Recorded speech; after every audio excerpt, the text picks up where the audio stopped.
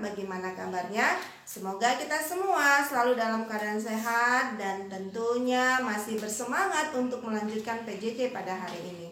Ananda semua, kali ini kita telah sampai pada pembahasan KD 3.4 terkait dengan dinamika persatuan dan kesatuan dalam konteks Negara Kesatuan Republik Indonesia. Pembahasan utama kita pada kali ini yaitu terkait dengan hakikat Negara Kesatuan Republik Indonesia. Nah, harapannya setelah Ananda mengikuti pembelajaran pada kali ini, diharapkan Ananda dapat memahami konsep negara kesatuan, faktor pembentuk bangsa Indonesia, dan serta Ananda bisa mengidentifikasi karakteristik Negara Kesatuan Republik Indonesia. Ananda semua, tentunya Ananda pernah mendengar istilah NKRI harga mati. Apa sebenarnya makna yang terkait di dalam sepenggal kalimat tersebut? Komando latihan pertempuran, di sini para raider dilahirkan dengan jiwa satria, infanteri namanya, Sabta Marga pedoman kita. Hutan, rawa, laut ditempa, itulah sahabat kita. Semangat membara, tak kenal menyerah, Tridharma selalu siap sedia. Di mana kami berada, merah putih selalu di dada. Tridharma rela berkorban jiwa untuk bangsa dan negara. Lebih baik gagal di medan latihan daripada gagal di medan pertempuran. Mari kita berlatih bersama. Kalau tidak mau pulang nama, di bawah naungan Ibu Pertiwi, Tridharma tak pernah ingkar janji untukmu bangsa dan negeri ini. NKRI harga mati. NKRI harga mati adalah sebuah pernyataan di mana Negara Kesatuan Republik Indonesia harga mati yang harus kita bela, dijaga, dilindungi kemerdekaan serta kedaulatannya. Alasan kenapa NKRI harus dijaga adalah berkah rahmat Allah dan cita-cita bangsa yang terdapat di dalam pembukaan Undang-Undang Dasar 1945 Alinea ketiga, yaitu mensyukuri nikmat Allah atas kesatuan bangsa ini. Konsep negara kesatuan atau unitaris. Istilah negara kesatuan pasti Ananda sudah sering mendengarnya. Hal ini sebab negara kita adalah Negara Kesatuan Republik Indonesia. Negara kesatuan sering juga disebut sebagai negara unitary, unity, yaitu negara tunggal atau satu negara yang monosentris atau berpusat satu, terdiri hanya satu negara, satu pemerintahan, satu kepala negara, satu badan legislatif yang berlaku bagi seluruh wilayah negara. Hakikat negara kesatuan yang sesungguhnya adalah kedaulatan tidak terbagi-bagi baik ke luar maupun ke dalam, dan kekuasaan pusat tidak dibatasi.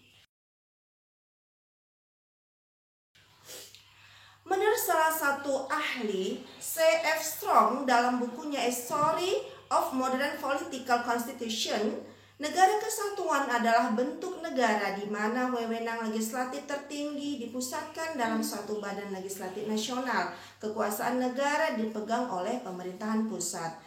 Pemerintah pusat dalam menyerahkan sebagian kekuasaannya kepada daerah berdasarkan hak otonomi, tetapi pada akhir kekuasaan tetap berada di tangan pemerintahan pusat. Negara kesatuan memiliki dua sistem, yaitu sistem sentralisasi dan sistem desentralisasi. Sistem sentralisasi di mana semua hal diatur dan diurus oleh pemerintah pusat, sedangkan daerah hanya menjalankan perintah-perintah dan peraturan-peraturan dari pemerintah pusat.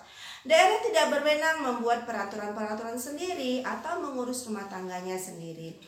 Sedangkan sistem desentralisasi, daerah diberi kekuasaan untuk mengatur rumah tangganya sendiri atau otonomi swatantra. Untuk menampung aspirasi rakyat di daerah, terdapat parlemen daerah. Meskipun demikian, pemerintah pusat tetap memegang kekuasaan tertinggi. Lantas bagaimana dengan NKRI dalam penerapan negara kesatuan?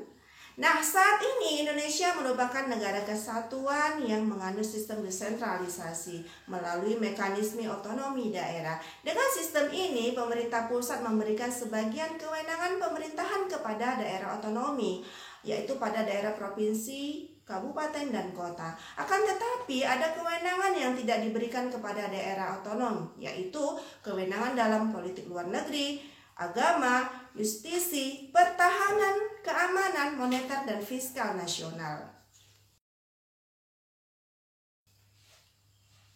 Nah, bagaimana sebenarnya karakteristik Negara Kesatuan Republik Indonesia? Pembentukan Negara Kesatuan bertujuan untuk menyatukan seluruh wilayah Nusantara agar menjadi negara yang besar dan kukuh dengan kekuasaan negara yang bersifat sentralistik.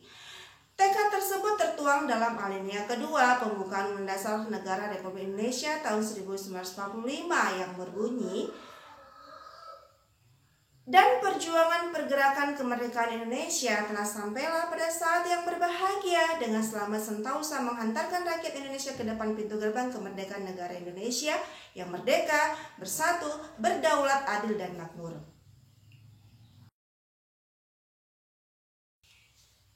Perubahan Undang-Undang Dasar Negara Republik Indonesia tahun 1945 mengukuhkan keberadaan Indonesia sebagai negara kesatuan dan menghilangkan keraguan terhadap pecahnya Negara Kesatuan Republik Indonesia. Pasal-pasal dalam Undang-Undang Dasar Negara Republik Indonesia tahun 1945 telah memperkukuhkan prinsip NKRI dan tidak sedikit pun mengubah NKRI menjadi negara federal. Pada pasal 1 ayat 1 Undang-Undang Dasar Negara Republik Indonesia tahun 1945 menegaskan, negara Indonesia ialah negara kesatuan yang berbentuk republik. Hal ini merupakan prinsip bahwa tekad bangsa Indonesia dengan Sumpah Anak Bangsa pada 1928 yang dikenal dengan Sumpah Pemuda, yaitu satu nusa, satu bangsa, satu bahasa persatuan, yaitu bahasa Indonesia. Prinsip kesatuan dalam NKRI dipertegas dalam alinea keempat pembukaan Undang-Undang Dasar 1945, yaitu dalam upaya membentuk suatu pemerintahan negara Indonesia yang melindungi segenap bangsa Indonesia dan seluruh tumpah darah Indonesia. Karakteristik NKRI juga dapat dipandang dari segi kewilayahan. Pasal 25A Undang-Undang Dasar Negara Republik Indonesia tahun 1945 menentukan bahwa Negara Kesatuan Republik Indonesia adalah sebuah negara kepulauan yang berciri Nusantara dengan batas-batas dan hak-haknya ditetapkan oleh undang-undang. Istilah Nusantara dalam ketentuan tersebut dipergunakan untuk menggambarkan kesatuan wilayah perairan dan gugusan pulau-pulau Indonesia yang terletak di antara Samudra Pasifik dan Samudra Indonesia serta di benua Asia dan benua Australia. Kesatuan tersebut mencakup kesatuan politik, kesatuan hukum, kesatuan sosial budaya, kesatuan ekonomi, serta kesatuan pertahanan dan keamanan. Dalam semangat kebangsaan terkandung nilai-nilai yang dapat memperkokoh persatuan dan kesatuan. Di antaranya ada pro patria dan primus patrialis, yaitu mencintai tanah air dan mendahulukan kepentingan tanah air. Kemudian jiwa solidaritas dan setia kawan. Selanjutnya jiwa toleransi dan tegang rasa antar agama, antar suku, antar golongan, dan antar bangsa. Kemudian jiwa tanpa pamrih dan bertanggung jawab. Selanjutnya ada jiwa satria dan kebesaran jiwa yang tidak mengandung unsur dendam. Nah, seperti biasa dalam tiap pertemuan kita akan mengadakan evaluasi. Jadi Anda silakan buka aplikasi Psikologi dan kerjakan soal yang ada di dalam aplikasi tersebut. Demikianlah pertemuan kita pada kali ini. Semoga Anda dapat memahami dengan baik dan tentunya tetap patuhi protokol kesehatan, selalu mencuci tangan, memakai masker, dan social distancing. Mudah-mudahan kita semua selalu dalam perlindungan dan pertolongan Allah Subhanahu wa Ta'ala. Cukup sekian. Salam sehat. Assalamualaikum